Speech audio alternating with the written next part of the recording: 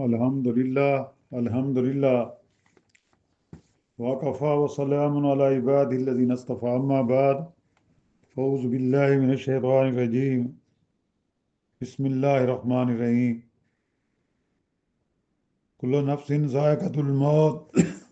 Allahumma salli ala Sayyidina Muhammadin wa ala alihi wa sahbihi wa sallam.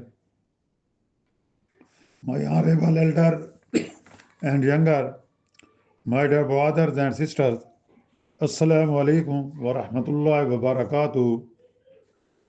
Today is our topic, the hereafter, life after death.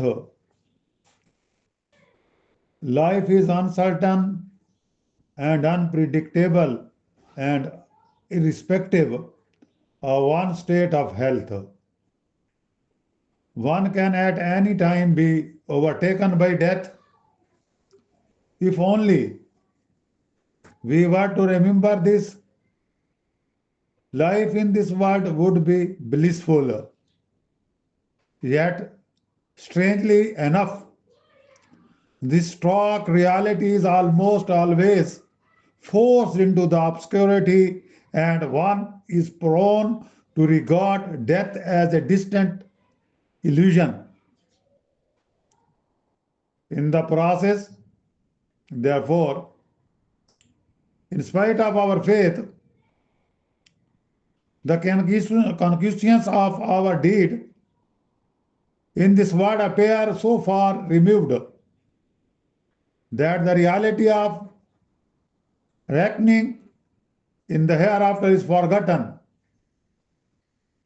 As a result of this indifference, the people do not often hesitate to resort to unlawful ways and means, overlooking the consequences in the hereafter. My dear brothers and sisters, all Muslims believe in life after death as an article of their faith. They also believe that the lot of man in the hereafter depends upon his deeds in this world. By the grace of Almighty Allah, the bounties of paradise can be earned as a reward for good and virtuous deeds in this world. Indulgence in sinful act results in the torment of hell. The modern social trends and the prevailing pattern of life, the outcome of materialistic culture and philosophy, have largely contributed to blur our vision and confuse our realization of the true Islamic virtues and values. We do believe in the reward of heaven and the torment of hell, but our conviction has little practical significance.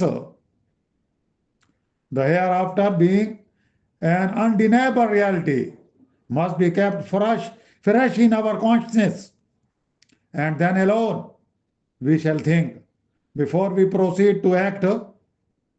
The fear of reckoning in the hereafter and the torment of hell should deter us from contemplating sinful acts, and the reward of heaven should encourage us to do good. Though the remembrance of the hereafter, hatred, enmity, and jealousy will be driven far away from our minds, and disobedient to divine commands shall be farthest from our thought.